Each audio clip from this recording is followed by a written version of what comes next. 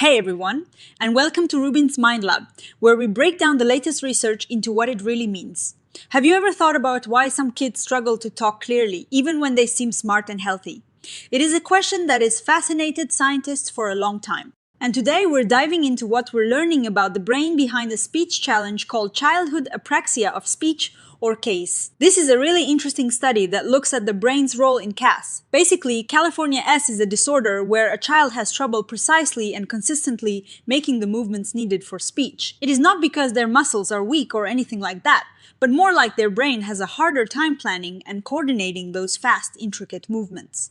Imagine trying to play a super fast song on a piano where your fingers just don't seem to hit the right keys in the right order, even though you know how the song should sound. That is a bit like what kids with CAS might experience with speech. Scientists have long suspected that the root of CAS lies in the brain's motor control system. This new review dives deep into a bunch of studies that have used brain imaging techniques to try and pinpoint exactly where these speech planning and programming problems might be happening. They want to understand the brain structures and how they work together that could be causing CAS. So, what did they do? They went through a lot of research papers looking for studies that use fancy brain scanning tools like MRI, fMRI, and MEG on children diagnosed with CAS. They were looking for any patterns or differences in the brains of kids with CAS compared to those who don't have it. They looked at both the physical structure of the brain, like its size and shape, and how different parts of the brain were working or functioning when the kids were trying to do speech-related tasks. After sifting through tons of research, they ended up with 19 studies that met their criteria. These studies looked at different groups of kids with CAS, including those with known genetic links to the disorder, and those where the cause wasn't clear, which they call idiopathic CAS. They used a variety of brain imaging techniques to get a really comprehensive look. Now, here's where it gets really interesting. Even though there is a lot of research, the findings from these studies are actually quite varied. The paper says there is little convergence across studies when it comes to the specific brain areas showing problems or even which side of the brain is more affected. This might sound a bit disappointing at first, but it is actually a really important piece of information in itself. It tells us that CAS isn't a simple problem with one single spot in the brain. One of the early really significant studies they talk about is research on the Key family. This was a family with a strong history of this speech disorder, and they found a specific gene mutation called FOXP2 that seemed to be involved. Brain scans on this family showed some interesting things, like differences in a part of the brain called the caudate nucleus, which is involved in motor control. This gave researchers a starting point, suggesting that structures deep within the brain, not just on the surface, could be important. However, when they looked at kids with CAS who weren't part of the Key family, or even other kids with genetic issues related to speech but not specifically FOXP2, the picture got more complicated. For example, one study on a family with a different genetic cause for CAS found no significant differences in the caudate nucleus. This suggests that different genetic causes might lead to different brain patterns, even if the outward speech problem looks similar. This heterogeneity is actually a key takeaway. It means CAS isn't a one-size-fits-all disorder. It's likely a complex condition with various underlying causes and brain variations.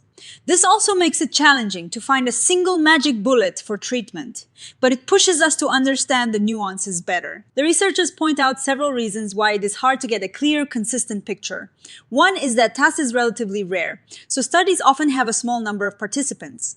Another challenge is that children with CAS often have other developmental issues, like problems with coordination or learning, which can make it tricky to isolate the speech-specific brain differences. Plus, there is still some debate about exactly how to diagnose CAS, which means different studies might be looking at slightly different groups of children. So, what is the current state of knowledge, the state of the art, as the paper puts it? Despite the lack of perfect agreement on specific brain regions, there is a general consensus that children with CAS do show structural or functional brain anomalies.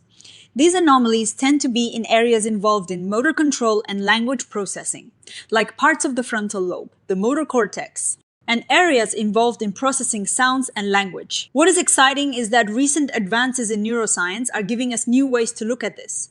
We're understanding more about how different parts of the brain work together to create speech. For example, there is a growing idea that specific areas within the precentral gyrus, which is part of the motor cortex, might be really crucial for planning and coordinating complex speech movements. One of the most promising findings from the reviewed studies, and particularly from the author's own recent work using MEG, suggests that a specific part of the left hemisphere is motor cortex, called the middle precentral gyrus, might be particularly important. In healthy adults, this area lights up when they're doing speech tasks.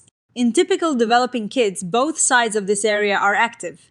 But in kids with CAS, the activity in the left side of this area is significantly reduced or even absent. This is a really strong indicator of a potential neuromarker for CAS. It points to a specific problem in the brain's ability to coordinate speech movements, particularly on the left side of the brain, which is often dominant for speech. This finding and others like it are starting to give us more concrete hypotheses to test. So, what does all this mean for how we understand speech motor control? For a long time, scientists thought a specific area called Broca's area in the front of the left brain was the main hub for speech planning.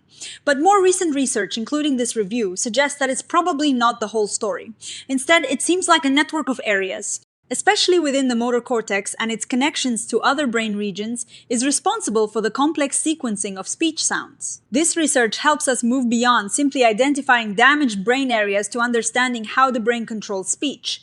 It suggests that problems with sequencing and coordination are key, and that these issues might stem from specific parts of the motor system that are involved in mapping sounds to the precise muscle movements required. Now, it is important to remember the limitations, because CAS is complex and can have different causes. Not all studies found the exact same things. The number of participants in many studies is still quite small, and there are ongoing challenges with diagnosis. This means we're still building a complete picture. What is next? Future research needs to be more targeted. Instead of just exploring generally, scientists can now test specific hypotheses based on these new models of speech motor control. They can use more advanced imaging techniques to look at how different brain areas communicate and how these networks function in children with CAS. Understanding these neural pathways will be crucial for developing more effective ways to help these children. This research is incredibly important because it's giving us a window into the brain's incredible complexity and how it allows us to do something as amazing as speak. By understanding the neural origins of CAS, we can hopefully develop better diagnostic tools and more targeted interventions to help children overcome their speech challenges and communicate to their full potential. It's a journey of discovery, and every new study, even one with mixed results, brings us a step closer to that goal. What are your thoughts on this research? Does it surprise you how varied the findings are, or does it make sense given the complexity of the brain? Let us know in the comments below. And if you found this breakdown helpful, please give this video a thumbs up and subscribe to RUBIN'S Mind Lab for more science explained simply. Thanks for watching, and we'll see you in the next one.